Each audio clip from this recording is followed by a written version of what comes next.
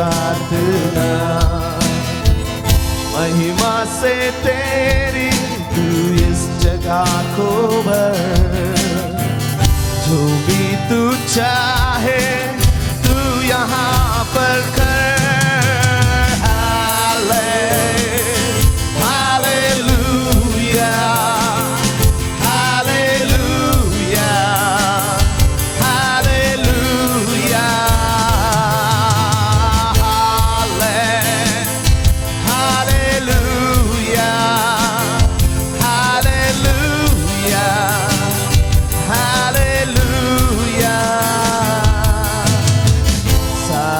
जहां में तुझसा कोई नहीं, तुझको छोड़ कोई प्रभु है ही नहीं।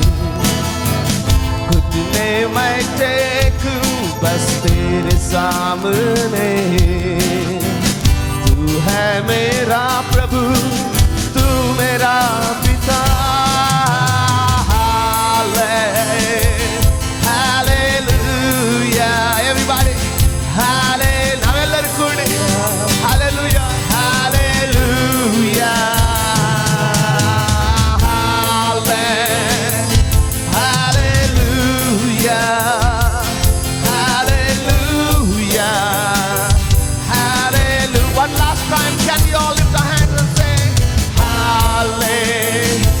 ಒಂದು ಕೊನೆ ಸಾರಿ ನಾವೆಲ್ಲರೂ ಕೈ ಎತ್ತಿ ಒಂದೇ ಕುಟುಂಬವಾಗಿ hallelujah hallelujah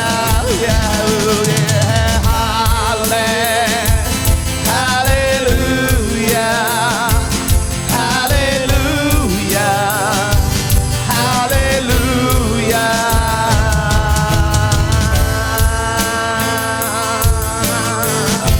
Father, we thank you for this wonderful evening.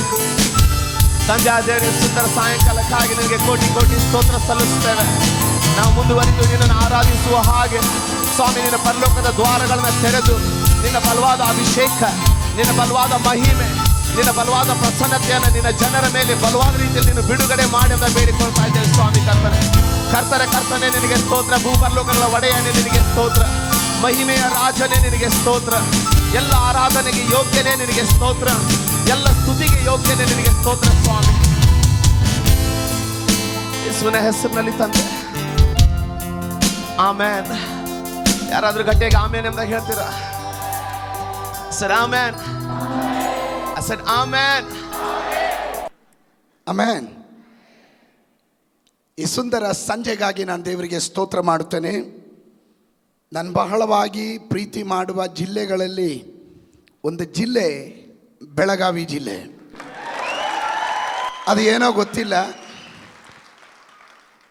ವರ್ಷಗಳಿಂದ ನನ್ನ ಪ್ರೋಗ್ರಾಮ್ ನ್ಯೂ ಹೋಪ್ ಟಿ ವಿಯಲ್ಲಿ, ಇಲ್ಲಿ ನೀವೆಲ್ಲರೂ ಕಾಣ್ತಾ, ಎಷ್ಟು ಜನ ನ್ಯೂ ಹೋಪ್ ಟಿ ವಿಯಲ್ಲಿ ನೋಡ್ತಾ ಇದ್ದೀರಾ? Wow, that's wonderful. ವರ್ಷಗಳಿಂದ ನೀವು ನನ್ನ ಪ್ರೋಗ್ರಾಮ್ ಕಾಣ್ತಾ ಇದ್ದೀರಾ. ಬರುವ ದಿವಸಗಳಲ್ಲಿ ನಮ್ಮ ಒಂದು ಪ್ರಾರ್ಥನೆ 24 ಗಂಟೆಯು ಕನ್ನಡದ ಚಾನೆಲ್, ಸ್ಯಾಟಲೈಟ್ ಚಾನೆಲ್ ಒಂದು ಓಪನ್ ಆಗಬೇಕು. ಆಮೇನ್. ಕನ್ನಡದ ಸೇವಕರುಗಳು ಎಲ್ಲರೂ ಅದರಲ್ಲಿ ಪ್ರೀಚ್ ಮಾಡಬೇಕು ಅಂತ ಬರುವ ದಿವಸಗಳಲ್ಲಿ ಅದು ನಡೆಯುತ್ತೆ. ಆಮೇನ್. ಇಲ್ಲಿರುವಂಥ ಎಲ್ಲ ಆತ್ಮಿಕ ಬಂಧುಗಳಿಗೆ ನನ್ನ ವಂದನೆಯನ್ನು ಸಲ್ಲಿಸ್ತೀನಿ. ನನಗೆ ಇಲ್ಲಿ ಈ ಕೂಟವನ್ನು ಆಯೋಜಿಸಿರುವಂಥ ಪಾಸ್ಟರ್ ಸಂತೋಷ್ ಮತ್ತು ಅಸೆಂಬ್ಲೀಸ್ ಆಫ್ ಗಾಡ್ನವರು ಮಾತ್ರ ಅಲ್ಲ, ಎಲ್ಲ ಸಭೆಯ ಪಾಲಕರಿಗೆ ನನ್ನ ಕೃತಜ್ಞತೆಯನ್ನು ನಾನು ಸಲ್ಲಿಸ್ತೇನೆ. ನಿಮ್ಮಲ್ಲಿ ಅನೇಕರಿಗೆ ಆಗಿರುವ ಅನುಭವವು ನನಗೆ ಪ್ರಾಯವಾಗಿಲ್ಲ. ನೀವು ಭಾಳ ಹಿರಿಯರಿದ್ದೀರಿ, ನೀವು ದೊಡ್ಡವರಿದ್ದೀರಿ. ಇವತ್ತು ಚೀಟಿ ನನ್ನ ಮೇಲೆ ಬಿತ್ತು, ಅದಕ್ಕೆ ನಾನು ಇಲ್ಲಿ ನಿಂತಿದ್ದೀನಿ. ಇದರಲ್ಲಿ ಯಾರು ಶ್ರೇಷ್ಠರು ಅಂತಲ್ಲ, ನಾವು ಒಟ್ಟಿಗೆ ದೇವರ ಸೇವೆ ಮಾಡುವ, ದೇವರ ರಾಜ್ಯವನ್ನು ಕಟ್ಟುವವರಾಗಿರೋಣ. ಯಾರ ಹೆಸರು ಇಲ್ಲಿ ಮೇಲಕ್ಕೆ ಬರಬೇಕು ಅನ್ನೋದಲ್ಲ. ನಾನಿಲ್ಲಿ ಬಂದಿರೋದು ಒಂದು ಸಂಘಟನೆಯ ಹೆಸರನ್ನು ಮೇಲೆ ಕೆತ್ತೋದಕ್ಕಲ್ಲ, ಒಂದು ಸಭೆಯ ಹೆಸರನ್ನು ಮೇಲೆ ಕೆತ್ತೋದಕ್ಕಲ್ಲ, ಒಂದು ವ್ಯಕ್ತಿಯ ಹೆಸರನ್ನು ಮೇಲೆ ಕೆತ್ತೋದಕ್ಕಲ್ಲ. ನಾನು ಇಲ್ಲಿಗೆ ಬಂದಿರೋದು ನಮಗಾಗಿ ಜೀವವನ್ನು ಅರ್ಪಿಸದ ಯೇಸು ಸ್ವಾಮಿಯ ಹೆಸರನ್ನ ಮೇಲೆ ಕೆತ್ತೋದಕ್ಕೆ. ಆ ನಾಮ ಕೂಗಿ ಹೇಳುವಾಗ ಅದ್ಭುತಗಳುಂಟು. ಆ ನಾಮ ಹೇಳುವಾಗ ದೆವ್ವಗಳು ನಡುಗುತ್ತವೆ. ಆ ನಾಮ ಹೇಳುವಾಗ ಮಂತ್ರವಾದಿಗಳು ಗಡಗಡ ಗಡಗಡ ಅಂತ ನಡುಗ್ತಾರೆ. ಆ ನಾಮಕ್ಕೆ ಎಲ್ಲ ಮೊಣಕಾಲು ಮಡಿಚಲೇಬೇಕು. ಆ ನಾಮವನ್ನು ಎಲ್ಲ ನಾಲಿಗೆಗಳು ಒಪ್ಪಲೇಬೇಕು. ಆ ನಾಮ ಯಾವುದು ಎಂದು ನಿಮ್ಮ ಬಾಯಿಯಿಂದ ಕೇಳೋದಕ್ಕೆ ನಾನು ಇಷ್ಟಪಡುತ್ತೇನೆ. ಆ ನಾಮ ಯೇಸು, ಯೇಸುವಿನ ನಾಮ. ಆಮೆನ್. ಇಲ್ಲಿ ಯೇಸು ಒಬ್ಬನೇ ಕರ್ತನು. ನಾನು ಆರಂಭಿಸೋದು ಸ್ವಲ್ಪ ತಡ, ನಿಲ್ಲಿಸೋದು ಭಾಳ ಕಷ್ಟ. ಪಾಸ್ಟರ್ ಸಂತೋಷ್ ನನಗೆ ಮೈಕ್ ಕೊಟ್ಟರೆ ವಿನಃ ಟೈಮ್ ಹೇಳಲಿಲ್ಲ. 2, ಎಲ್ಲ ಸ್ಥಳಗಳಲ್ಲಿ ಎದುರಿಗೊಂದು ಕ್ಲಾಕ್ ಇರೋದು. ಇವತ್ತು ಇದು ಆ ಗೊಂದಲನೂ ಇಲ್ಲ. ಹೆಂಗಿದ್ರು 4 ಡೋರ್ ಇದೆ, ದ್ವಾರಪಾಲಕರು ಅಲ್ಲಿದ್ದಾರೆ, ನೀವು ಒಳಗಡೆ ಬಂದಾಯಿತು.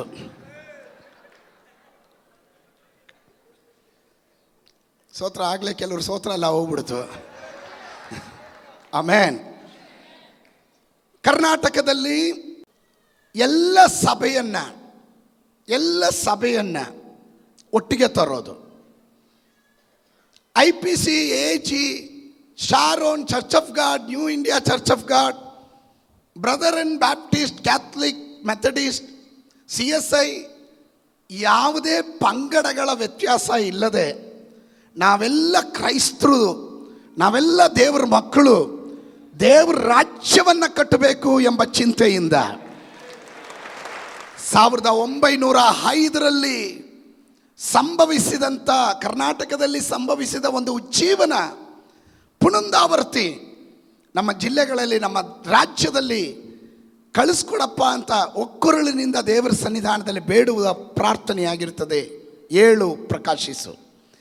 ಅದಕ್ಕೆ ಪಾಸ್ಟರ್ಗಳಿಗೆ, ಸಭಿಕರಿಗೆ, ವಿಶ್ವಾಸಿಗಳಿಗೆ ಬೇಕಾದಂಥ ಆತ್ಮಿಕವಾದಂಥ ಉಜ್ಜೀವನದ ಸಂದೇಶಗಳನ್ನು ಕೊಡುವಂಥ ದರ್ಶನ ದೇವರು ನನಗೆ ಕೊಟ್ಟರು. ಅದನ್ನು ನಾವು ಮಾಡ್ಕೊಂಬರ್ತಾ ಇದ್ವಿ.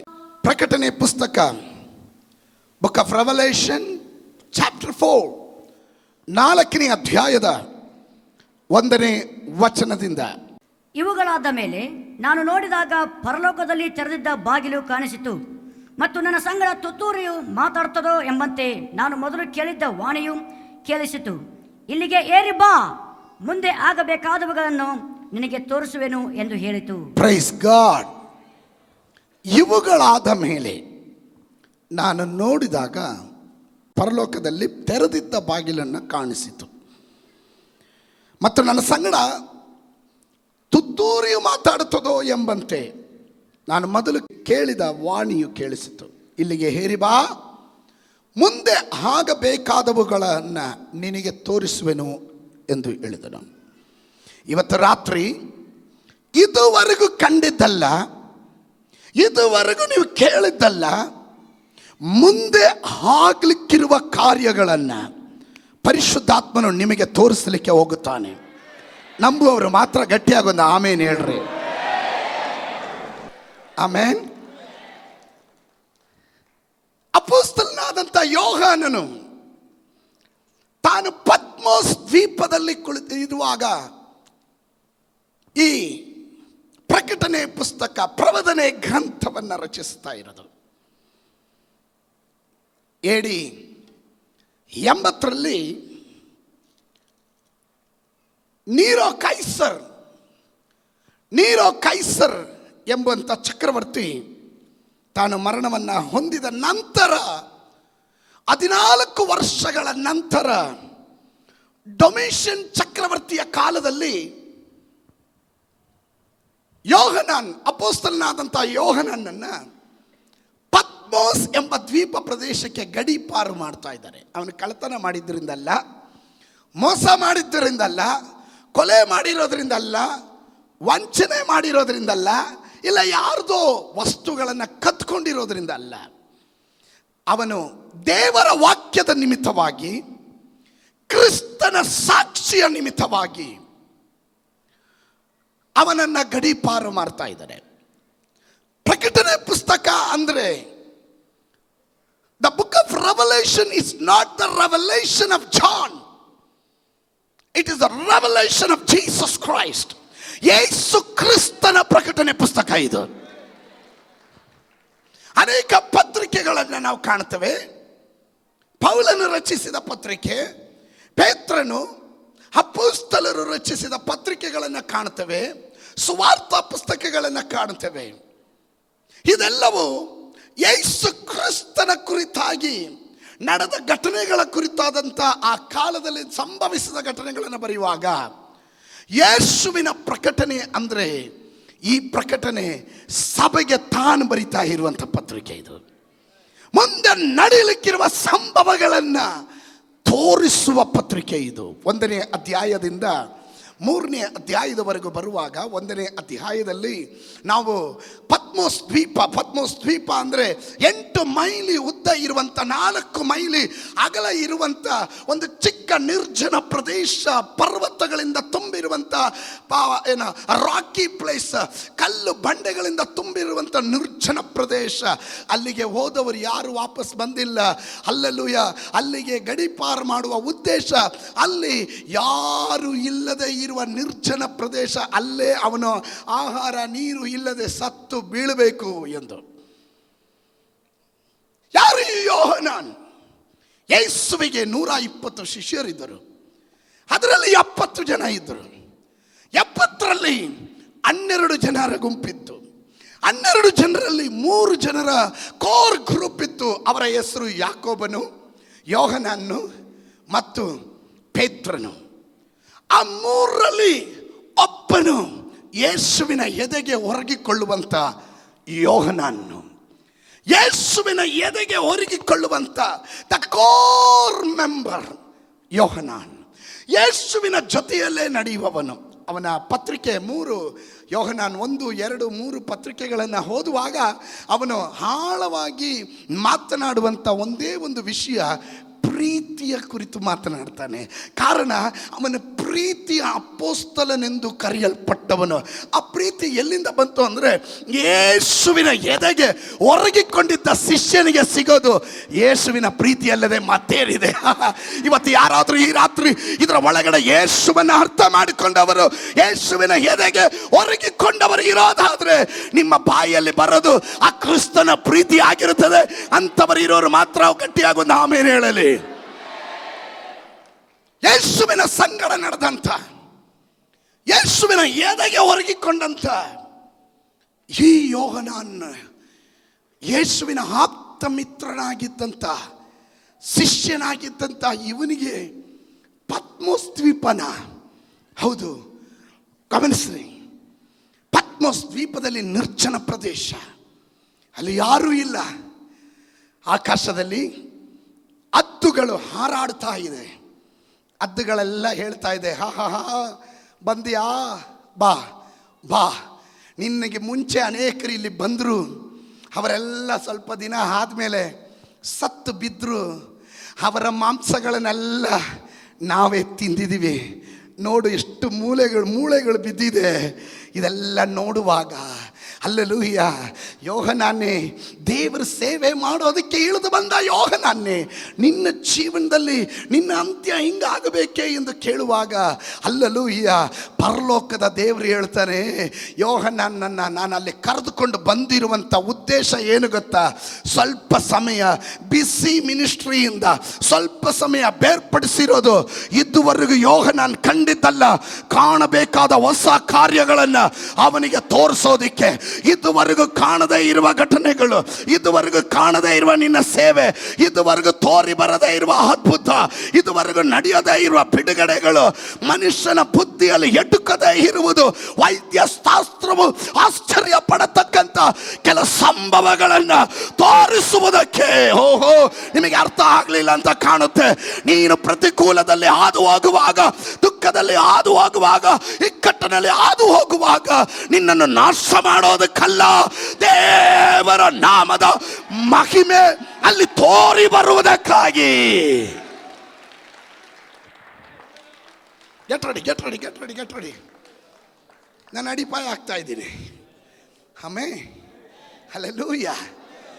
ನನ್ನ ಹತ್ರ ಅನೇಕರು ಕೇಳ್ತಾರೆ, ವೈ ಪಾಸ್ಟರ್, ನಾನು ಏನು ತಪ್ಪು ಮಾಡಿದೆ ಪಾಸ್ಟರ್, ನನಗೆ ಯಾಕೆ ಇಷ್ಟೊಂದು ಕಷ್ಟ? ದುಷ್ಟರು ದುರ್ಮಾರ್ಗಿಗಳೆಲ್ಲ ಚೆನ್ನಾಗಿದ್ದಾರೆ, ಸ್ತೋತ್ರ.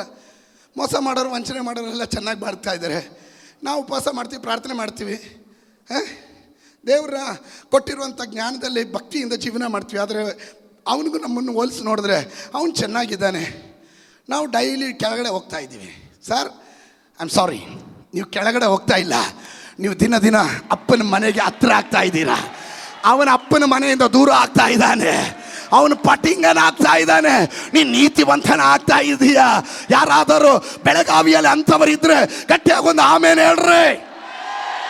ಹಲ್ಲೆಲೂಯಾ. ಆಮೇನ್. ಯೋಹನಾನೇ, ಅವನನ್ನು ಗಮನಿಸ್ರಿ.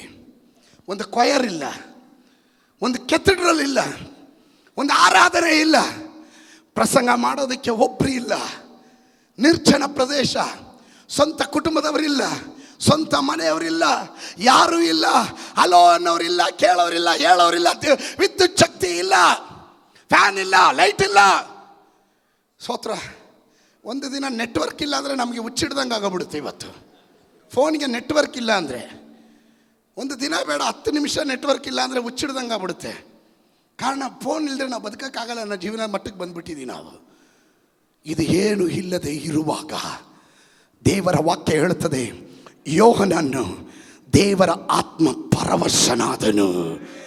ಏನು ಇಲ್ಲದಿದ್ದರೂ ನೀನು ಆತ್ಮನಲ್ಲಿ ಪರವಶನಾಗಬಹುದು. ಅಂಥವ್ರು ಮಾತ್ರ ಗಟ್ಟಿಯಾಗಿ ಒಂದು ಆಮೇಲೆ ಹೇಳ್ರಿ. ನನಗೇನು ಇಲ್ಲದಿದ್ದರೂ ನಾನು ಪರಿಶುದ್ಧಾತ್ಮನಲ್ಲೇ ತುಂಬಿ ಆರಾಧನೆ ಮಾಡ್ತೀನಿ.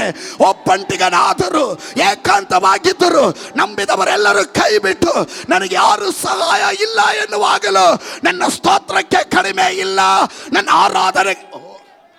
ನಿಮಗೆ ಅರ್ಥ ಆಗ್ತಾ ಇಲ್ಲ? ಬೆಳಗಾವಿ ಅವರಿಗೆ ನನ್ನ ಭಾಷೆ ಅರ್ಥ ಆಗ್ತಿಲ್ವೇನೋ? ಹಲ್ಲೆಲೂಯಾ. ಸ್ತೋತ್ರಕ್ಕೆ ಕಡಿಮೆ ಆಗಬಾರದು. ಯೋಹನನ ಸ್ತೋತ್ರ ಹೇಳ್ದ. ದೇವರು ಎಲ್ಲಿ ಸ್ತೋತ್ರ ಮೊಳಗುತ್ತೋ, ನಾವೆಲ್ಲ ನೋಡೋದು ಜನ ಜಾಸ್ತಿ ಬಂದರೆ ಆ ಮೀಟಿಂಗ್ ಸಕ್ಸಸ್ ಅಂತ. ಐ ಆಮ್ ಸಾರಿ, ನಾನು ಈ ಜನರ ಗುಂಪು ನೋಡಿ ನೋಡಿ ನೋಡಿ ಸಾಕಾಗೋಗಿದೆ. ಎಲ್ಲಾದರೂ ಕೋರಾಗಿ ಸೇವೆಗಾಗಿ ಜನರ ಗುಂಪು ಎಲ್ಲ ಬರೋ ಗುಂಪಲ್ಲಿ ಜೈ ಅಂದ್ಬಿಟ್ಟು ಹೋಗ್ಬಿಡ್ತಾರೆ. ಸ್ತೋತ್ರ. ಆದರೆ ಕೋರ್ ಗ್ರೂಪಲ್ಲಿ ನಾನು ಹೆಚ್ಚಿಗೆ ಮಾತಾಡ್ತೀನಿ. ಒಬ್ಬರು ಪೊಟೆನ್ಷಿಯಲ್ ಆಗಿದ್ದಾರೆ, ದೇವರ ರಾಜ್ಯಕ್ಕೆ ಅವ್ರ ಪ್ರಯೋಜನಕ್ಕೆ ಬರ್ತಾರೆ ಅಂದರೆ ಅವ್ರ ಸಂಗಡ ಗಂಟೆಗಳು ಕಳೀತೀನಿ.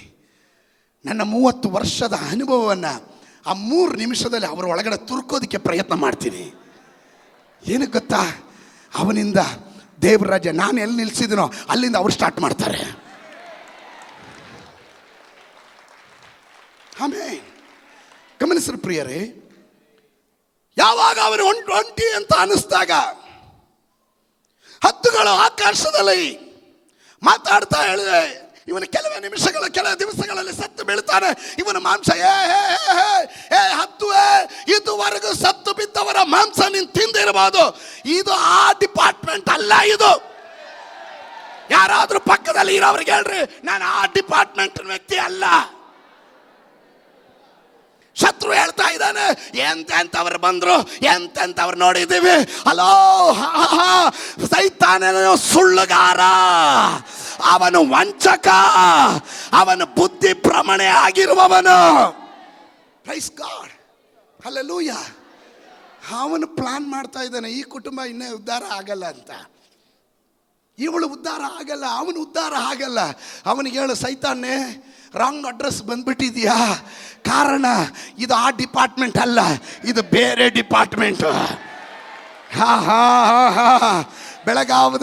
ಬೆಳಗಾವಿಯಲ್ಲಿ ಯಾರಾದರೂ ಅಂಥವರಿದ್ರೆ ಅವರು ಮಾತ್ರ ಆಮೇಲೆ ಹೇಳ್ರಿ. ನಾನು ಸೈತಾನನ ಮಾತಿಗೆ ಒಳಪಡುವವನಲ್ಲ, ಸೈತಾನನ ಹಾಕಿರುವಂಥ ಆ ಚೌಕಟ್ಟಿಗೆ ಒಳಪಡುವವನಲ್ಲ. ನಂದೇ ಸ್ಟೈಲ್ ಬೇರೆ, ನಾನೇ ಬೇರೆ, ನನ್ನ ಸ್ಟೈಲೇ ಬೇರೆ ಎನ್ನುವವರು ಮಾತ್ರ ಗಟ್ಟಿಯಾಗಿ ಹೇಳ್ರಿ ಆಮೇಲೆ. ಯಾರ್ಯಾರನ್ನೋ ತಿಂದಿರ್ಬೋದು ನೀನು, ಆದರೆ ಯೋಹನನ್ನು ತಿನ್ನಕ್ಕಲ್ಲ ಅಲ್ಲಿ ಕರ್ಕೊಂಬಂದಿರೋದ. ಯಾವ್ಯಾವ ಕುಟುಂಬವನ್ನು ನುಂಗಿರ್ಬೋದು ನೀನು, ಆದರೆ ಈ ಕುಟುಂಬವನ್ನು ಮುಟ್ಟಕ್ಕಾಗೋದಿಲ್ಲ. ದೇವರ ವಾಕ್ಯ ಹೇಳುತ್ತದೆ, ನಿನ್ನನ್ನು ತಾಕುವವರು ನನ್ನ ಕಣ್ಣಿನ ಗುಡ್ಡೆಯನ್ನು ತಾಕುವುದಕ್ಕೆ ಸಮ. ನಿನ್ನನ್ನು ನನ್ನ ಅಂಗೈಯಲ್ಲಿ ಚಿತ್ರಿಸಿಕೊಂಡಿರೋದ್ರಿಂದ ಹಲ್ಲೆಲೂಯಾ, ನಿನ್ನ ಸುತ್ತಲೂ ಅವನ ಅಗ್ನಿ ಪ್ರಾಕಾರವನ್ನು ಹಾಕಿದ್ದಾನೆ. ಆಮೆನ್. ಹತ್ತಿ ಏನು ಹೇಳುತ್ತೋ, ಆಕಾಶದಲ್ಲಿ ಹಾರಾಡುವ ಹದ್ದುಗಳು ಒಂದೊತ್ತಿನ ಆಹಾರಕ್ಕಾಗಿ ಪ್ಲಾನ್ ಮಾಡ್ತಾ ಇರುವಾಗ ನನ್ನ ದೇವರು ಯೋಹನನ ಕುರಿತು ಫ್ಯೂಚರ್ ಪ್ಲಾನ್ ಮಾಡ್ತಾ ಇದೆ. ನನ್ನ ದೇವರು ಫ್ಯೂಚರ್ ಪ್ಲಾನ್ ಮಾಡ್ತಾ ಇದ್ದಾನೆ. ಸ್ತೋತ್ರ. 7 ದೀಪ ಸ್ತಂಭಗಳ ನಡುವೆ ಬೆಳ್ಳನೆಯ ನಿಲುವಂಗಿಯನ್ನು ತೊಟ್ಟಿರುವವನು, ಹುಣ್ಣೆಯಂತೆ ಬೆಳ್ಳನೆಯ ಕೂದಲುಳ್ಳವನು, ಎದೆಗೆ ಚಿನ್ನದ ಪಟ್ಟಿಯನ್ನು ಕಟ್ಟಿಕೊಂಡಿರುವವನು, ಅವನ ಪಾದಗಳು ಕುಲುಮೆಯಲ್ಲಿ ಕಾಯಿಸಿದ ತಾಮ್ರದ ಪಾದಿಯಲ್ಲಿ, ಅವನ ಶಬ್ದವು ಜಲಪ್ರವಾಹದ ಶಬ್ದದಂತೆ, ಅವನ ಕಣ್ಣುಗಳು ಬೆಂಕಿಯ ಹುರಿಯಂತೆ ಇರುವ ಕಣ್ಣುಗಳು, ಎದೆಗೆ ಚಿನ್ನದ ಪಟ್ಟಿಯನ್ನು ಕಟ್ಟಿಕೊಂಡಿರುವಂಥವನು, ಇದ್ದವನು ಇರುವಾತನು, ಬರಲಿಕ್ಕಿರುವವನು, ಮರಣವನ್ನು ಗೆದ್ದವನು. ಮರಣವೇ ನಿನ್ನ ಜಯವೆಲ್ಲಿ, ಮರಣವೇ ನಿನ್ನ ವಿಷದ ಕೊಂಡಿ ಎಲ್ಲಿ ಎಂದು ಮರಣವನ್ನು ಜಯಿಸಿದ ಯೇಸು ನಿನ್ನನ್ನು ಒಂಟಿಯಾಗಿ ಬಿಡುವುದಕ್ಕಲ್ಲ, ನಿನಗೆ ಬರಬೇಕಾದ ಸಂಭವಗಳನ್ನು ತೋರಿಸುವುದಕ್ಕಾಗಿ. ಸ್ತೋತ್ರ ಸ್ತೋತ್ರ ಸ್ತೋತ್ರ ಸ್ತೋತ್ರ ಸ್ತೋತ್ರ. ಬರಲಿಕ್ಕಿರುವ ಸಂಭವ. ಆಮೇಲೆ 7 ದೀಪ ಸ್ತಂಭಗಳ ನಡುವೆ ಇಟ್ಟ ಕಡೆ ಇರುವ ದೇವರಲ್ಲ ನನ್ನ ದೇವರು, ಶಿಲ್ಪಿ ಕೆತ್ತಿದ ಶಿಲ್ಪವಲ್ಲ ನನ್ನ ದೇವರು. ಕಣ್ಣಿದ್ರು ಕಾಣದೆ, ಕಿವಿ ಇದ್ರು ಕೇಳದೆ, ಕೈ ಇದ್ರು ಕ್ರಿಯೆ ಮಾಡದೆ, ಕಾಲಿದ್ರು ನಡೆಯದೆ ಇರುವ ಮೂಕ ವಿಗ್ರಹವಲ್ಲ ನನ್ನ ದೇವರು. ನನ್ನ ದೇವರ ಹೆಸರು, ಅವನು ಸರ್ವಜ್ಞಾನಿ, ಅವನು ಇದ್ದವನು ಇರುವಾತನು, ಅವನು ಮರಣವನ್ನು ಗೆದ್ದಿರುವವನು, ಅವನು ಮೃತ್ಯುಂಜಯನಾಗಿರುವವನು, ಅವನು ಇವತ್ತು ಜೀವಿಸುತ್ತಾ ಇರುವವನು, ಸದಾಕಾಲ ಜೀವಿಸುವವನಾಗಿರೋದ್ರಿಂದ ಹಲ್ಲೆಲೂಯಾ. ನಾನು ನೀನು ಸೇವಿಸುವ ದೇವರು ಒಂದು ಕಾಂಜಿ ಪಿಂಜಿ ದೇವರು ಅಲ್ಲ. ಹಲ್ಲೆಲೂಯಾ. ಒಂದು ಗ್ರಾಮಕ್ಕೋ ಒಂದು ಗಲ್ಲಿಗೋ ನಿಯಮಿತವಾಗಿರುವ ದೇವರಲ್ಲ. ನನ್ನ ದೇವರ ಅಖಿಲಾಂಡಗಳನ್ನು ಸೃಷ್ಟಿ ಮಾಡಿದ ಸೃಷ್ಟಿಕರ್ತನು. ಸಮಸ್ತಕ್ಕೂ ಅವನೇ ಒಡೆಯನು. ಆಮೆನ್. ಹಲ್ಲೆಲೂಯಾ. ಆಮೆನ್. ನನ್ನ ಹೆಂಡತಿ ಮೀನು ಮಾರ್ಕೆಟ್ಗೆ ಹೋಗ್ತಾಳೆ. ನಾನು ಮೀನು ಮಾರ್ಕೆಟಿಗೆ ಒಳಗಡೆ ಹೋಗೋಕ್ಕೆ ನನಗೆ ಒಂಥರ ನಾಚಿಕೆ. ನನಗೆ ನಾಚಿಕೆ ಮಾತ್ರ ಅಲ್ಲ, ಗೊಂದಲ. ಏನಪ್ಪ ಕಚ ಕಚ ಕಚ ಅಂತ ಇರ್ತಾರೆ. ನಾನು ಹೇಳ್ತೀನಿ, ನೋಡಮ್ಮ ನಾನು ಹೊರಗಡೆ ಇರ್ತೀನಿ, ನೀನೇ ಹೋಗಿ ತಗೊಂಬ ಅಂತ. ಅವಳು ಒಳಗಡೆ ಹೋಗ್ತಾರೆ. ನಾನು ಮಧ್ಯದ ಗ್ಲಾಸ್ ಒಂದು ಸ್ವಲ್ಪ ಓಪನ್ ಮಾಡಿಬಿಟ್ಟು ನೋಡ್ತೀನಿ. ಅಲ್ಲಿಂದ ಏನು ಶಬ್ದ ಗೊತ್ತಾ? ಗಜ ಗಜ ಗಜ ಗಜ ಗಜ ಶಬ್ದ. ಇಮ್ಮಿಡಿಯೇಟಾಗಿ ಗ್ಲಾಸ್ ಮೇಲೆ ಎತ್ಬಿಡ್ತೀನಿ. ಸೋತ್ರ ಗಾಡಿಯಲ್ಲಿ ಕೂತಿರ್ತೀನಿ. ನಮ್ಮಳು ಸ್ವಲ್ಪ ಹೊತ್ತು ಆದಮೇಲೆ ಬರ್ತಾಳೆ. ನಾನು ಕೇಳ್ತೀನಿ, ಏನೇ ಅದು ಗಜ ಗಜ ಗಜ ಗಜ ಅಂತ ಅದ್ರ ಒಳಗಡೆ ಅಂತ. ಎಲ್ಲಿ? ಏನು ಗಜ ಗಜ? ಯಾವಾಗ? ಸೋತ್ರ ಅವಳಿಗೇನಾದ್ರ ಅರಿವೇ ಇಲ್ದಿರ ಹಂಗೆ. ನಾನು ಅದು ಇಷ್ಟೊತ್ತು ಕೇಳಿಸ್ತಾ ಇದ್ದಿದ್ದು ಇನ್ನೇನು ಅಂತ. ಸುಮ್ಗೆ ರೀ, ಅಲ್ಲಿ ಏನೇನು ಮೀನಿತ್ತು ಗೊತ್ತಾ? ಬಾಂಗ್ಡ ಇತ್ತು. ಸೋತ್ರ ನಾನು ಅಲ್ಲಿ ಚೌಕಾಶಿ ಮಾಡ್ತಿದ್ದೆ ಕಣ್ರಿ. ಅದೆಲ್ಲ ಗಜಗಜನೇನು? ಅಲ್ಲಿ ವ್ಯವಹಾರ ನಡೀತಾ ಇದೆ ರೀ, ಬಿಸ್ನೆಸ್ ನಡೀತಾ ಇದೆ, ಅದೆಲ್ಲ ಗಜಗಜನೇನು? ಸೋತ್ರ ನನಗೆ ಅವಾಗ ಕಣ್ಣು ತೆರೀತು ನೋಡ್ರಿ. ಕೆಲವರೆಲ್ಲ ಹೊರಗಡೆ ಇರೋರು, ಏನ್ರಿ ಈ ಸಭೆಯವರೆಲ್ಲ ಇಷ್ಟೊಂದು ಗಲಾಟೆ ಮಾಡ್ತಾರೆ, ಶಬ್ದ ಮಾಡ್ತಾರೆ ಅಂತ. ಸೋತ್ರ ಹೊರಗಡೆ ಇರೋನಿಗೆ ಗಜಗಜ, ಒಳಗಡೆ ಇರೋನಿಗೆ ಬಿಸ್ನೆಸ್ಸು, ತಂದೆ ಸಂಗಡ ಬಿಸ್ನೆಸ್ಸು.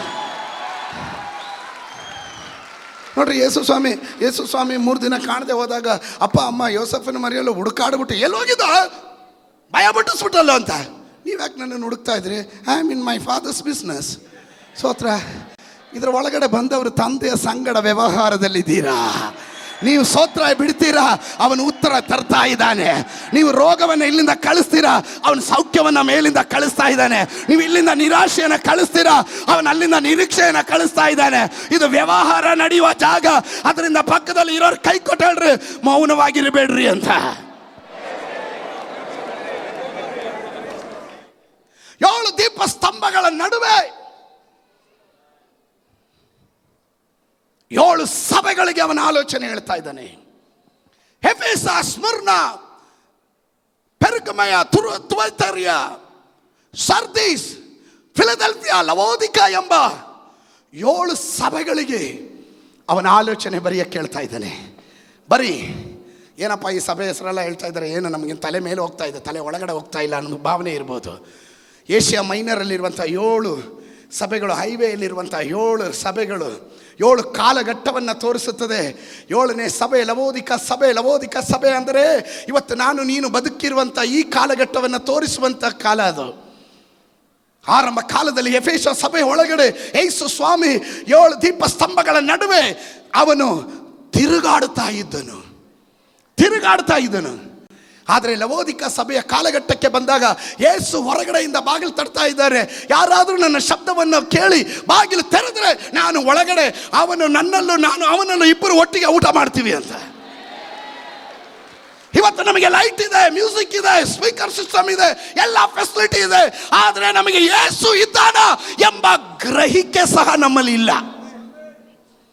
ಯೇಸು ಇಲ್ಲದೆ ಇರುವ ಮನಸ್ಸು, ಯೇಸು ಇಲ್ಲದೆ ಇರುವ ಮನೆ, ಯೇಸು ಇಲ್ಲದೆ ಇರುವ ಸಭೆ ನನಗೆ ಬೇಡ. ನನ್ನ ಯೇಸು ಎಲ್ಲಿದ್ದಾನೋ ಅಲ್ಲಿ ಇರೋದಕ್ಕೆ ಇಷ್ಟಪಡ್ತೇನೆ ಅಂಥವ್ರು ಮಾತ್ರ ಗಟ್ಟಿಯಾಗೊಂದು ಆಮೇನ್ ಹೇಳ್ರಿ. ಗಟ್ಟಿಯಾಗೊಂದು ಆಮೇನ್ ಹೇಳ್ರಿ. ಆಮೇನ್, ಆಮೇನ್, ಹಲ್ಲೆಲೂಯಾ, ಹಲ್ಲೆಲೂಯಾ. ಈಗ ಗಮನಿಸ್ರಿ, ಇಲ್ಲಿ 1ನೇ ಅಧ್ಯಾಯ ಯೋಹನನನ್ನ ಅವನ ಪತ್ಮೋಸ್ ದ್ವೀಪದಲ್ಲಿರುವ ಅನುಭವ. 2 ಮತ್ತು 3ನೇ ಅಧ್ಯಾಯ 7 ಸಭೆಗಳಿಗೆ ಆಲೋಚನೆ ಹೇಳ್ತಿದ್ದಾರೆ. ಅಂದರೆ 7 ಕಾಲಘಟ್ಟಗಳನ್ನು ತೋರಿಸುವಂತಹ ಆಲೋಚನೆ. 4ನೇ ಅಧ್ಯಾಯಕ್ಕೆ ಬಂದಾಗ ಸಭೆ ಭೂಲೋಕದಲ್ಲ, ಸಭೆ ಪರಲೋಕದಲ್ಲಿ. ಅದರ ಅರ್ಥ ನೋಡ್ರಿ, ನಮ್ಮಲ್ಲಿ ಎಲ್ರಿಗೂ ಎಲ್ಲ ಪುಸ್ತಕ ಎಲ್ಲ ಇದನ್ನು ಓದ್ತಾರೆ, ಪ್ರಕಟಣೆ ಪುಸ್ತಕ ಮಾತ್ರ ಓದೋದೇ ಇಲ್ಲ. ಪ್ರಕಟಣೆ ಪುಸ್ತಕ ಓದೋದೇ ಇಲ್ಲ. ಕಾರಣ ಏನಂದರೆ ಅವರಿಗೆ ಅದ್ರ ತಲೆ ಒಳಗಡೆ ಹೋಗೋದೇ ಇಲ್ಲ, ಅರ್ಥ ಆಗಲ್ಲ. ಸರಿಯಾಗಿ ಓದಲಿಲ್ಲ ಅದರ ಪ್ರಕಟಣೆ ಅರ್ಥ ಆಗಲ್ಲ. ಆಮೇಲೆ ಕೆಲ ಸಭೆಗಳಲ್ಲೂ ಪ್ರಕಟಣೆ ಹೇಳೋದೇ ಇಲ್ಲ. ನಾನು ಸುಮಾರು 4-5 ವರ್ಷ ಕಂಟಿನ್ಯೂಸ್ ಆಗಿ ಪ್ರಕಟಣೆ ಪುಸ್ತಕದ ವಾಕ್ಯವಾಗಿ ಪ್ರಸಂಗ ಮಾಡಿದ್ದೀನಿ. ಸ್ತೋತ್ರ. ನೀವು ಸ್ತೋತ್ರ ಹೇಳದೇ ಇದ್ದಾಗಲೇ ನಂಗೆ ಅರ್ಥ ಆಯಿತು, ಅದೆಲ್ಲ ಬೆಂಗಳೂರಲ್ಲಿ ನಡೆಯುತ್ತೆ, ಬೆಳಗಾವಿಯಲ್ಲಿ ನಡೆಯಲ್ಲ ಅಂತ. ಸ್ತೋತ್ರ. ಆಮೇಲೆ ಪ್ರಕಟಣೆ ಪುಸ್ತಕ ಎನ್ನೋದು ಇದು ಕರ್ತನ ಪ್ರಕಟಣೆ. It's a revelation of Jesus Christ. ಯೇಸು ಕ್ರಿಸ್ತನ ಪ್ರಕಟಣೆ. ಅದನ್ನು ಸರಿಯಾಗಿ ನಾವು ಅರ್ಥ ಮಾಡ್ಕೊಳ್ಬೇಕು. ಆಮೇಲೆ ಇಲ್ಲ, ಈಗ ನಾನು ಬರ್ತೀನಿ 4ನೇ ಅಧ್ಯಾಯದ 1ನೇ ವಾಕ್ಯ. ಇವುಗಳಾದ ಮೇಲೆ 2 ಕಾರ್ಯಗಳು, 2-3 ಅಧ್ಯಾಯಗಳ ನಂತರ, ಸಭೆಗಳಿಗೆ ಹೇಳಿದ ಸಂದೇಶದ ನಂತರ ಎಂಬ ಒಂದು ಅರ್ಥ ಇದೆ. 2ನೇದಾಗಿ ಸಭೆಯ ಕಾಲಘಟ್ಟ ಮುಗಿದ ನಂತರ, the dispensation of the church ಅಥವಾ ಕೃಪಾಯುಗದ ನಂತರ. ಇವುಗಳಾದ ಮೇಲೆ ನಾನು ನೋಡಿದಾಗ ಇಲ್ಲಿ ಯೋಹನನ 2 ಕಾರ್ಯವನ್ನು ಗಮನಿಸಬೇಕು ನಾವು. ಅವನು ನೋಡ್ತಾ ಇದ್ದಾನೆ, ಕೇಳ್ತಾ ಇದ್ದಾನೆ. ನೋಡಬೇಕು, ಕೇಳಬೇಕು. ಗಟ್ಟಿಯಾಗಿ ಹೇಳ್ರಿ, ನೋಡಬೇಕು, ಕೇಳಬೇಕು.